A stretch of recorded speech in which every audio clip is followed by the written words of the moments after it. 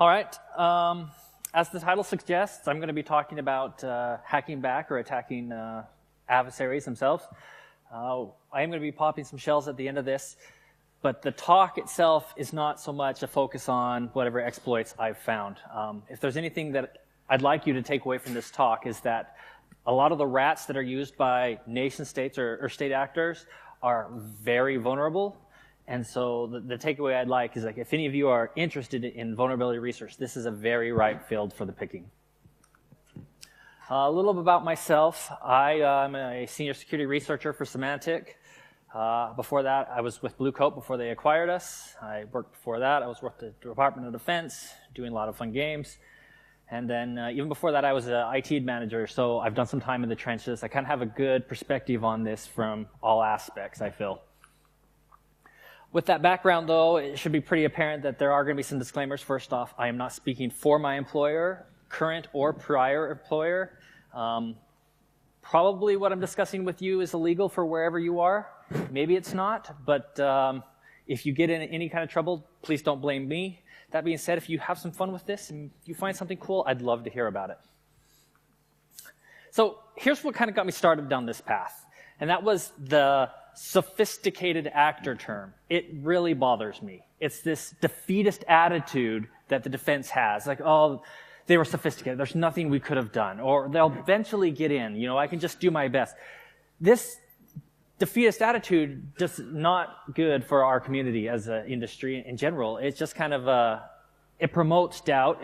I mean, who goes to a game, a soccer game, assuming they're going to lose? Yeah, you're going to lose if you're going to go in assuming you're going to lose, right?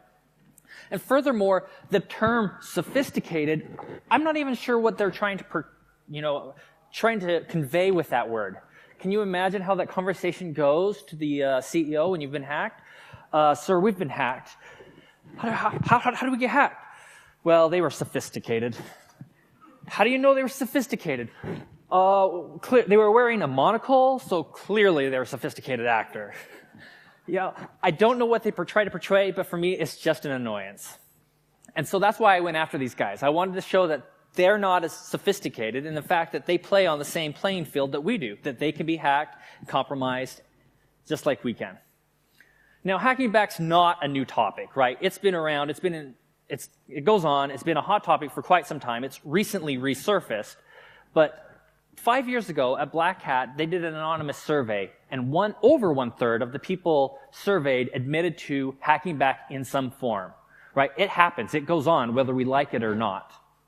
And then we bring up the AC/DC Act, which we've heard, right? It's now being presented that would allow, under circumstances, hacking back. So it's alive. And the general consensus is that this is not a game that you can win, right?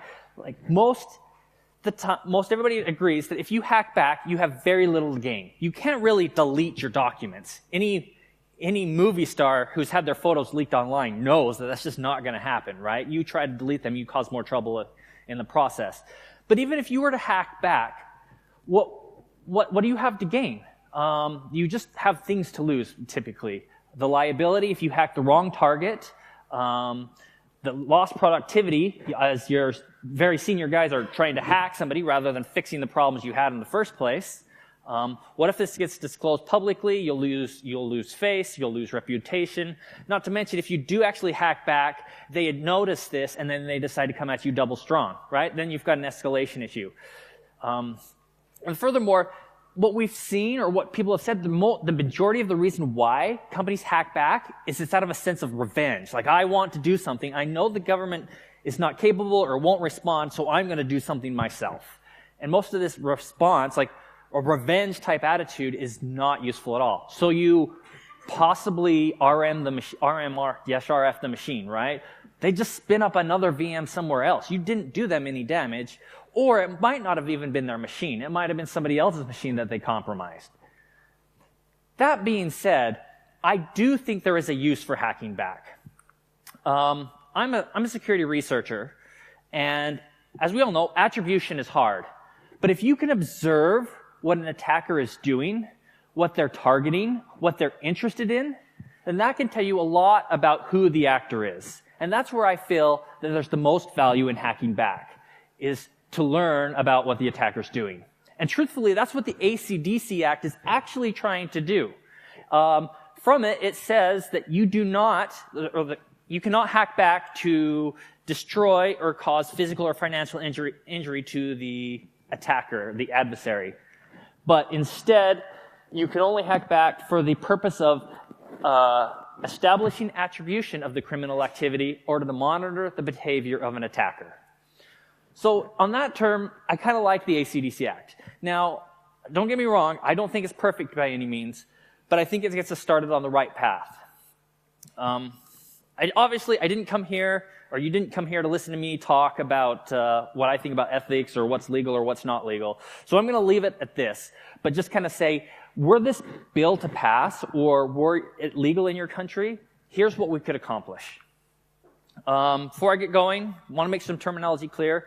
I've had some confusion with this in the past. I've heard people call the piece that runs on the victim the server, and then the command and control piece is the client. I don't really like that terminology, and I can't really use attacker versus victim because now when we're hacking back, the attacker becomes the victim. So I'm going to try to refer to the original victim as the target, the one that controls the command and control server, or originally controlled the command and control server, as the adversary, and then the person doing the attacking back as the retaliator. I like that term because the definition is one who returns assault in kind, and that's what we're going to be doing. So a friend of mine, this is what got me started, a friend of mine took all of the APT reports that had been released by all the different groups and just kind of did a summary on which tools were the most cited rats amongst those APT, or sophisticated actor reports. And he posted this tweet. And when I saw that, I was like, this will make the perfect shopping list for me. I will just start at the top of the list, see if I can find anything, a bug, an exploit, and work my way down the list. Now, some of you may already know, Poison Ivy, which topped that list, there's already an exploit for that out there. This was found a few years ago by the individuals at the bottom of the list. I'm not going to say their names because I just totally screwed up. But the exploit is a buffer overflow which would allow remote code execution. And as many of you know, because some of you in the audience are part of it, the Malware LU guys, and in partnership with iTrust Consulting, noticed after the Mandiant did their APT1 report that the actor was using the Poison Ivy rat. And so, after getting permission or working with the local CERT, somebody can correct me after this if I paraphrase the report wrong, they used the Poison Ivy exploit to get back onto the AP1's infrastructure. And they documented their findings, which is astounding. It's one of the rare cases where hacking back has been documented publicly. And what they found, they were able to reveal their infrastructure, how they work internally, additional tools that weren't known before, and their TTPs, how they work, what indicators to look for of this hacking group. It was extremely insightful, and it's a very good proof case that hacking back can be very useful as a defender because the knowledge that we all gained about how this actor worked because of the work that these guys did. Also on that list that had already been exploited is Dark Comet. The exploit is a remote file disclosure vulnerability. I've not heard of this being used publicly. I'm sure it is, but there's no public report. However, I felt like I should announce it just out of completeness. So with that out of the way, I just started this at the next down, the second item on the list, and then I just did the top 3. I figured if I can find bugs in the top 3, that's pretty good. I didn't want to keep walking through. It would just kind of prove my point. I'm going to talk about them, however, in reverse order, in order of what I feel the least interesting to the most interesting. So number 3 on my list of interesting rats was Extreme Rat. Who here is an incident responder? 1, 2. How many of you, who's here familiar with Extreme Rat? Just out of curiosity. Okay, a few hands. It's not one of the most common, but it is still a rather popular tool.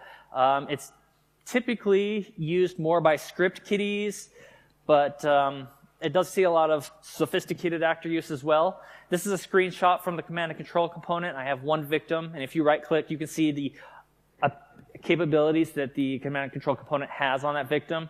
Kind of the standard set. You can see a screenshot. It always takes a little thumbnail occasionally just so you can see the screen of the victim. It's really a kind of basic tool set. However, I mentioned it was targeted more towards script kiddies. Some of the features in there, one of them, for example, is while you're waiting for them to click on that phishing email, you can play a little Jewel Quest. If you get bored, I don't know. But the fact that that's included in there kind of made me laugh. However, that being said, Extreme Rat is used or has been cited in some sophisticated reports against Gaza Strip. I think there was some against targeting Israel. A lot in the Middle East. And so I gave it a look. Now, Extreme Rat is very easy to observe in your network, right? There's a very unique pattern to identify it. When it calls home either TCP or a fake HTTP request. The TCP request always starts out with my version pipe, some number, the version, right? 3.6, 3.7, 3.8, whatever. And then the server responds with an X carriage feed line return. Very easy to make a snort signature for. The alternative is a fake HTTP request. It just sends this request header, but then it reverts back to a raw TCP connection after that. And the request always takes the form of get/somenumber.functions. The some number is like the password that the command and control adversary enters when he starts up his client. And the password has to be all numbers. So it's a really easy to write a regex for that URL type pattern. If you see that, you've been hit with this bug. As I was researching this rat, I noticed one particular pattern that stood out to me, and that was when the adversary wants to push a tool down to his target. And what it does is it sends a message to the target component and says, hey, get ready to receive my file, tool.bad, and you're going to save it to this C drive / temps, maybe call it count.exe. And then the target component responds, okay, I'm ready to receive your file called tool.bad. And then the data is transferred. And what stood out to me was, why is the target component at all told where the file is stored on the adversary's computer? Right? Like, that seems like an information disclosure bug to me. Not a big issue, but I thought the only reason it would be telling the target piece that information is if it didn't want to keep state. Meaning, when the target responds, I'm ready to receive tool.bad.exe, that's all that the server component needs to know to then fire the response. Since it doesn't need to keep state, then I guessed you probably don't actually need the first message at all, right? If the target component just solicited, hey, I'm ready to receive this file, then sure enough, the server responds. So I could request any file I want from the server, and it will just hand it from me. So this is known as a blind file retrieval type bug. I can't receive a directory, unfortunately, but this is something that pen testers come across kind of often, so they've thought about this and kind of written up some good things to pull. Maybe you want to start with WinINI, because that should exist on all versions of Windows. If you can pull that file, then it's kind of a sanity check that everything works. But it also should reveal what version of Windows you have. And if you know what versions of Windows that the adversary is running, then you can pull the event logs. If you can pull the event logs, then there's a good chance you will find other interesting folders. Maybe you can identify the user that's running those items. If you know the user, then you can pull their desktop.ini, which will say what folders they have on their desktop. And then you can start walking this path and kind of gathering information. If they're running as admin, which is often the case, then you can pull the backup of the registry, which will pull lots of great information, or maybe a backup of their SAM database, and then crack their hashes, and you can log in directly to the box, maybe if they have RDP open. These are just ideas. The link at the bottom shows other things that are worth looking at, trying to retrieve. But with that, I figured, no, that's good enough for Extreme Rat. It's not a big threat to me, so I figured good proof of concept. So I moved on to the next one. Who here has seen PlugX, or CorePlug, or Distore, whatever you want to call it before in your cases? All right, a few more hands. This one's kind of popular in the Asia region. This is, again, one victim, and the second pop-up screen is the capabilities you have on that victim. This one has a few more features. One of them that I find interesting is you can directly access a SQL server. So if the target machine is a SQL server, then you can start querying the data directly through this tool. It's also got other things for scanning, telnets in there. You know, it's the common feature set. But this one has been cited in a lot more APT cases. I have not seen a case where PlugX has been used and it hasn't been called a sophisticated actor. Not to say that it's not being used by them, but everybody seems to say, if PlugX, then sophisticated. Some of the key reports that I want to point out is down here at the Black Hat Asia one. I know you want me unplugging PlugX. These guys did a great write-up on the different variants of PlugX that are out there, what it's used for, who's using it, what groups are using it. And that provided a lot of great background information and understanding of the binary for me so I could do my work. We don't have source code for this one, so I started by doing some fuzzing, but it turned out that this thing is extremely crappy. Because as I fuzzed it, it would fall over left and right, and I got all sorts of errors. Some looked more promising than others, but I had so many that I really still didn't have a good, clear place I wanted to start. I was like, oh, this is fishing's too, or the yard to look for vulnerabilities is too broad. So I fell back to just doing static analysis. And one of the first things I was looking for with static analysis was a buffer overflow, because I felt like that would be the easiest. And so here's some code that handles a message, or a packet as they call it, from the target back to the adversary. And what it does is it makes sure that the message is small enough to fit on the buffer, right? Like that's what it's trying to do. If it's not smaller than F000, which is a large packet, then it goes down to show this error message and skips out. However, this particular code comes after the memory has been copied onto the stack. So it copies the memory onto the buffer and then checks, oh wait, was there enough room to do this? And if there's not, then it shows the error message, but then returns from the function. So I get code execution after the error message, which is very descriptive for the user, right? This clearly tells what just happened. Turns out this PE to code packet message is just kind of their generic something went wrong message. If you nmap the machine, it'll show one of these. So it's very unclear to the adversary what just happened.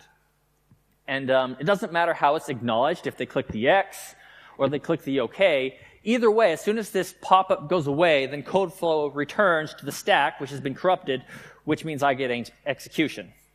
So I have a quick demo here of this. Let's see if we can get this started. All right. Oh, that did not work. So on the left side of the screen, I have what I'm representing as the retaliator, and on the right side is the adversary. I have Metasploit running on the left side. I should start up PlugX here, and then I will fire up the Metasploit module I've written for this. These Metasploit modules are now in the repository, so you guys are free to play with these at any time after this. I just point my Metasploit module at the target. We'll talk about how you can figure out where your target is later. Now, there's 3 variants of PlugX out there. There's 3 different types. I named them just after the last talk, the one I pointed out before in Asia. And you can just run a check, and it'll tell you if you've got the right target. Now, I run my exploit. You see the pop-up message there. As soon as they acknowledge it in some sort of way, here comes my interpreter session spawning up. I think I just run like sysinfo and pop a shell, and then as proof, as proof I start an OPAB on the adversary. So boom, we have execution on their machine. Then on to my last one, GhostRat. GhostRat has been around for years. It's seen in quite a lot of cases. Who's seen GhostRat? Hands? All right, yes, the most hands on that one. This guy has been around for at least 10 years. It's kind of like the basic rat. Like everybody compares, oh, do you have the features that GhostRat does? Because that's kind of like the baseline of rat capabilities. You see the right click, just the standard stuff. And GhostRat has been cited in a lot of things over the years. Most recently, I've seen it being spread via Eternal Blue. So it's still being used. 10-year-old rat, they're still throwing it with latest exploits. It's just kind of a staple for the group. Again, very popular in Asia-Pacific regions. It's very easy to identify the traffic. It always starts out with a 5-byte header that's typically ghost, spelled with a 0. Now, the source code for this was leaked online a few years ago.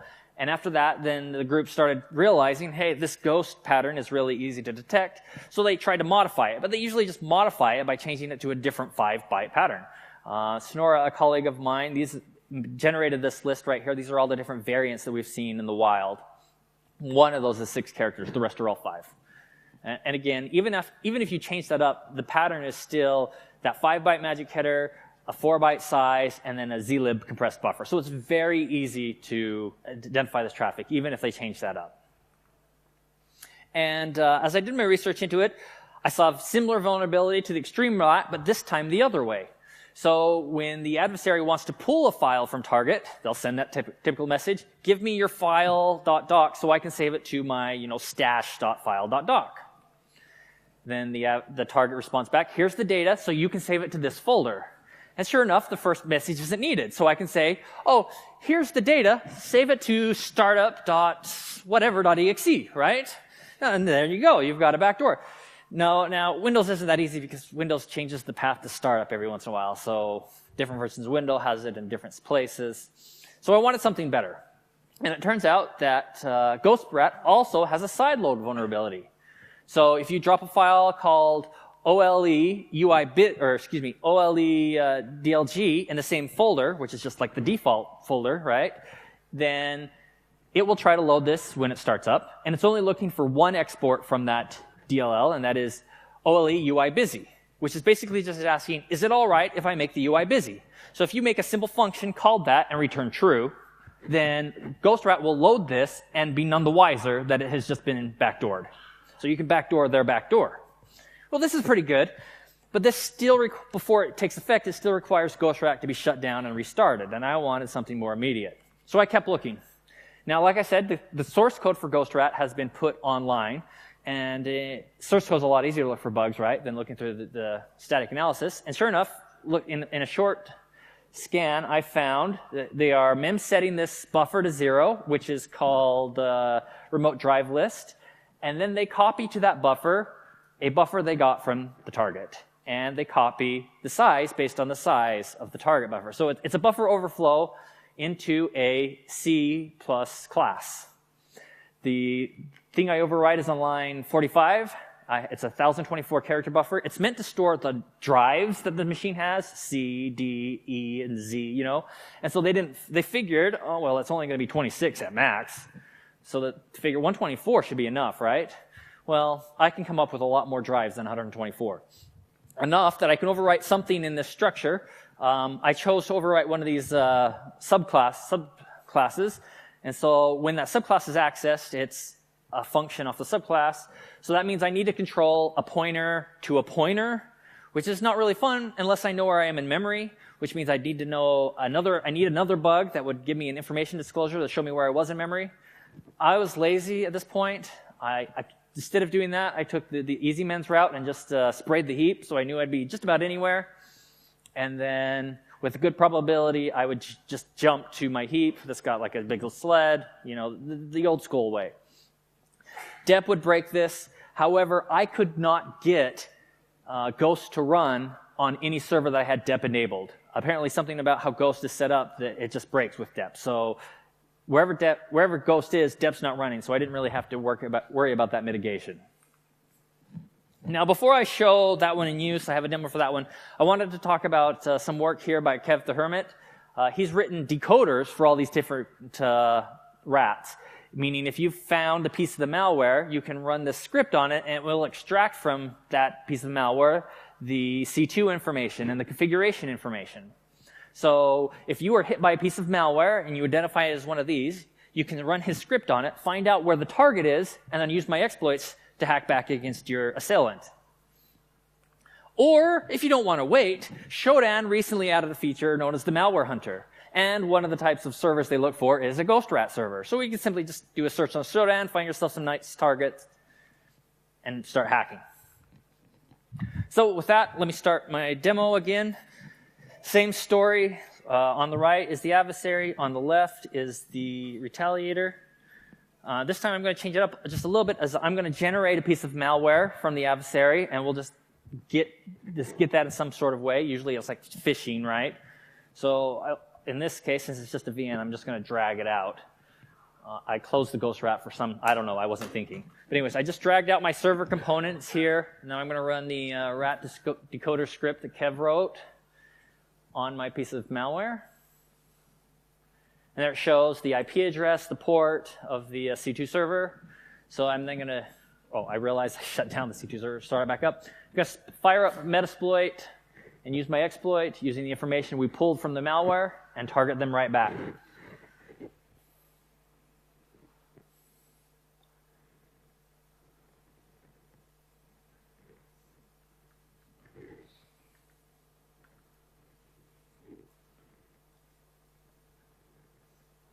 Show and fail, just make sure everything looks good. If they use a different magic, we can change that in the config.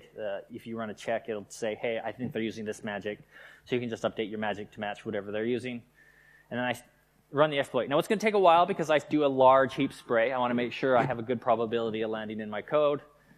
And then after it feels comfortable, throws the exploit. I got my session. For some reason, my session hangs for a minute. But once it comes back to me, then I'll do the same sysinfo, spawn a shell, and I think this time I spawned calc as my proof. Boom. So now the question is, what next, right? You land on an adversary's box, what should you do? I'm not sure, but I have some suggestions. Maybe you would want to run netstat, right? Because that will show if they have hooks into anybody else, if anybody else is a victim, it should show their connection. You would see get the IP of the other victims. Maybe you have other machines in your enterprise that have been compromised. This would show any of them. It would also show if they have an RDP connection in, if this is like a VM box for them. Maybe you want to start walking the file system, seeing what they stole from you, seeing what they stole from others. That would give you a good idea of what they're interested in or what kind of documents they're after. So that might give you an idea of why you were targeted. Maybe you want to install your own persistence, put a keylogger on there, steal their cred, start enumerating their network. I'm not sure. Maybe these are bad ideas. Maybe they're good. That needs to be a discussion that still needs to be had. But whatever you decide to do, I highly recommend that you stay quiet and observe, not go the destructive route. This is supposed to be a picture of Sun Tzu in ASCII art. I don't know if you can make that out. But right, if we sit quiet, we listen, we observe more about our adversary, and then we can do better defending ourselves. So for that, thank you for sitting through my talk. Thank you. Thanks, Waylon. Questions? Questions? You've got a question. No, he doesn't. Any questions? Okay, well, Waylon's going to be around, so you think something you want to talk to him about later, he'll be around. Yes, if you do disagree with any of my theories or ethics on this, please come talk to me. I'm an open door on that. I'd love to hear your opinions. Thank you. Okay, thanks, Waylon.